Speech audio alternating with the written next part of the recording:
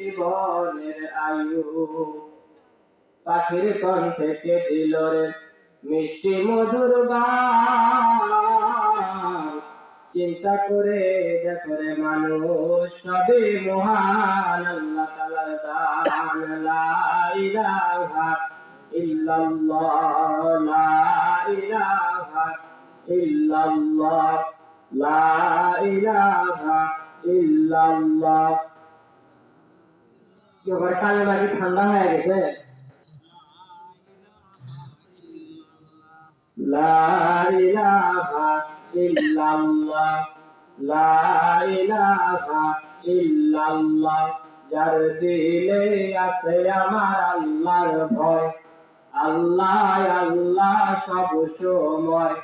আহার নিজেরা ভালো লাগে না এই দুনিয়া, ভালো লাগে না, ভালো লাগে শুধু ইল্লাল্লাহ। লা ইলাহা ইল্লাল্লাহ, লা ইলাহা ইল্লাল্লাহ, লা ইলাহা ইল্লাল্লাহ, লা ইলাহা ইল্লাল্লাহ মুহাম্মাদুর রাসূলুল্লাহ সাল্লাল্লাহু আলাইহি ওয়াসাল্লাম। আলহামদুলিল্লাহ, সকল প্রশংসা সমস্ত তারিফ সে মহান রব্বুল আলামিনের জন্য, যে মহান রব্বুল আলামিন আমাদের কিছু সংখ্যক মুসলমানকে আজকে একত্রিত হয়ে দুনিয়ার সমস্ত কাজ থেকে বিরত রেখে যে শীতের ভিতরে সবাই রাতের ভিতরে ঘুমায়া করছে, সেই শীতের ভিতরে আমাদেরকে ধৈর্য ধারণ করে আজকে এই মাজলিসে আসার এবং বসার তৌফিক দান করলেন। সেই মহান রব্বুল আলামিনের প্রতি সকলে শুকরিয়া আদায় করি, সকলে বলি আলহামদুলিল্লাহ।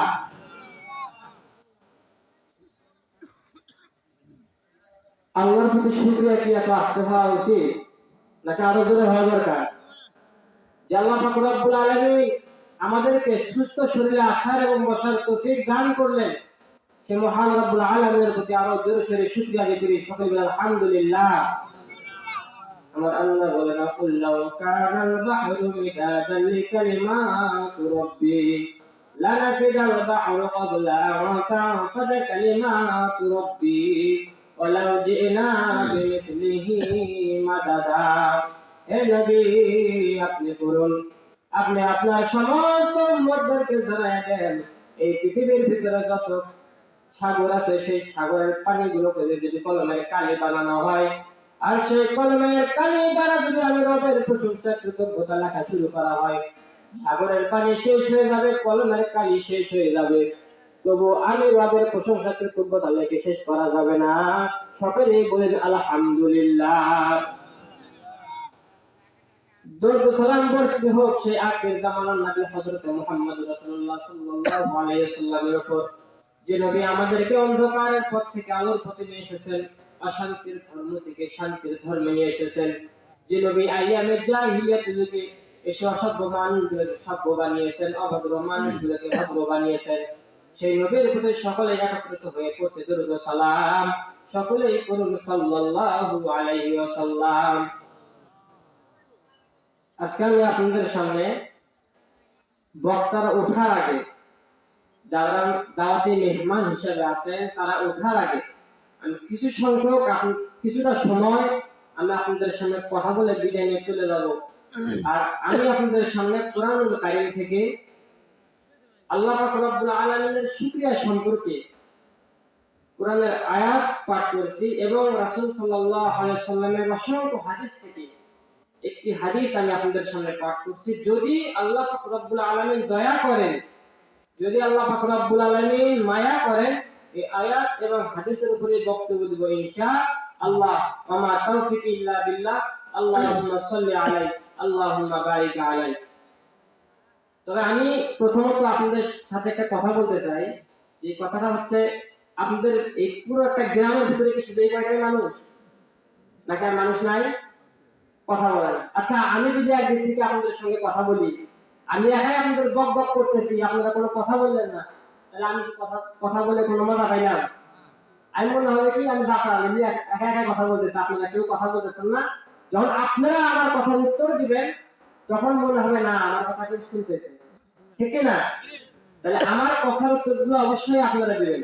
নাকি আপনারা বাসা থেকে বের হওয়ার সময় স্ত্রীকে কথা দিয়ে আসছেন যে বিবি রে মাহফিলে গেলাম ঠিকই, কিন্তু হুজুর যদি কোনো কথা বলতে বলে আমি কথাও বলবো না এবং তোমার কাছে দুর্বল হবো না, এমন কিছু কথা দিয়ে আসছেন?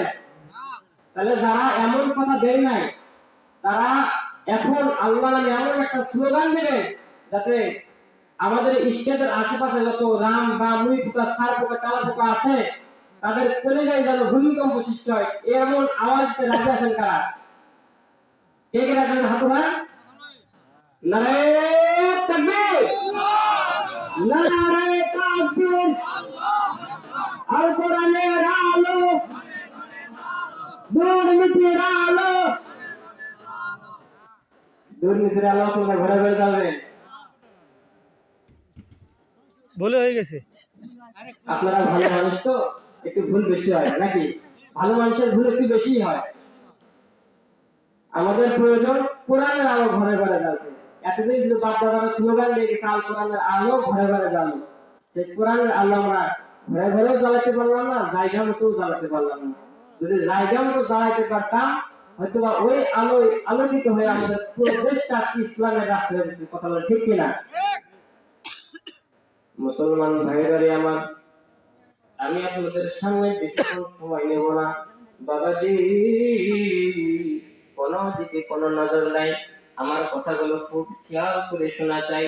আরে বন্ধু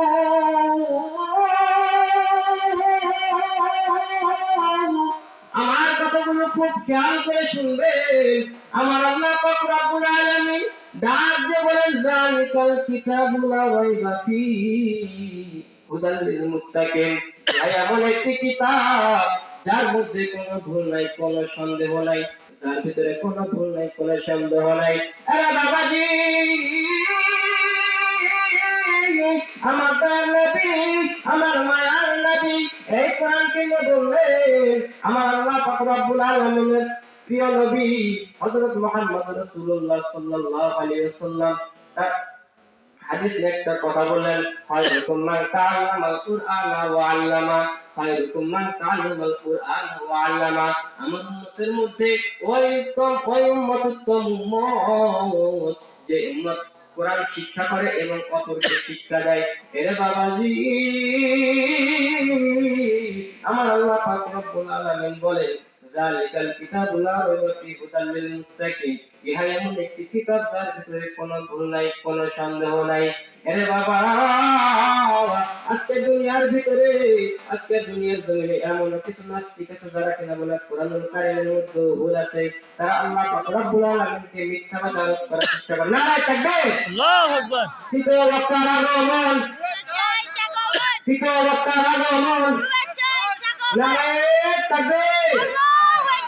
মুসলমান ভাইরা আমার, কোন দিকে নজর নাই, আমার কথাটা খুব খেয়াল করে শোনা চাই। দুনিয়ার ভিতরে আজকে এমন একজন মানুষ আছে, এমন কিছু মানুষ আছে, একজন মানুষ ছিল যে কিনা বলছিল আল্লাহর কোরআনের কাহিনীর ভিতরে ভুল আছে। বাংলাদেশে একজন ছিল যে বলছিল আল্লাহর কোরআনের ভিতরেও ভুল আছে।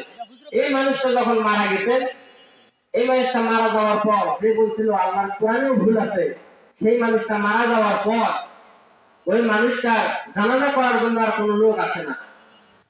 কারণ সে আল্লাহ পাক রব্বুল আলামিনের কোরআনকে মিথ্যা বলছিল, যার কারণে তার জানাজা করার মতো কোনো মানুষ আর নাই।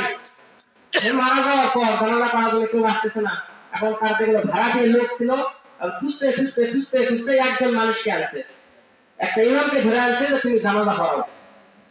এখন ওই ইমাম যখন জানাজা পড়াইছে, জানাজা নামাজ পড়ানোর পর আশেপাশে যে মানুষগুলো আছে তারা জানাজার পর তাকে ধরছে, তাকে মারার জন্য ধরছে যে তাকে মারবে।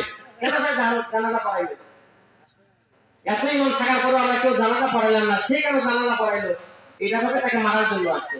তখন সে বলতেছে যে ভাই এই লোকটা যে কোরআনকে অস্বীকার করছে এটা আমি জানি, আর আমি কি পাগল যে তার জানাজা পড়াবো? আমাকে জোর করে ধরে আনা হয়েছে, যার কারণে আমি তার জানাজা যখন পড়াইছি আমি উজু করি নাই। কি বুঝলেন? আজকে দুনিয়ার ভিতরে যারা কোরআনকে অস্বীকার করবে, আল্লাহর রাসূলের সুন্নাতকে অস্বীকার করবে, আল্লাহর কোরআনকে অস্বীকার করবে, আল্লাহর ফরজ আইনকে অস্বীকার করবে, তাদেরও জানাজা হবে কিন্তু ওযু ছাড়া। ঠিক না? যাই হোক, সম্মানিত মুসলিম গ্রাম, সম্মানিত শ্রোতাগণ, আমি আপনাদের সামনে কিছুক্ষণ কথা বলতে চাইছিলাম, হয়তো সময় অনেক সীমিত। আমি আলোচক যিনি আছেন, কিছু আলোচক হিসাবে যিনি আসছেন, তাকে আমি বসায় রাখি, বেশি করে আলোচনা করতে পারবো না। আমরা যেটুকু জানলাম যে আল্লাহর কোরআনকে অস্বীকার করা যাবে না, আল্লাহর কোরআন মেনে চলতে হবে। আল্লাহ পাক রব্বুল আলামিন আমাদেরকে আল্লাহ পাক রব্বুল আলামিনের কোরআন মেনে চলার তৌফিক দান করুন। সকলে বলি আমিন। ওয়া আখিরু দাওয়ানা আলহামদুলিল্লাহি রাব্বিল আলামিন ওয়া মা আলাইনা ইল্লাল বালাগ। আসসালামু আলাইকুম ওয়া রাহমাতুল্লাহি ওয়া বারাকাতুহু।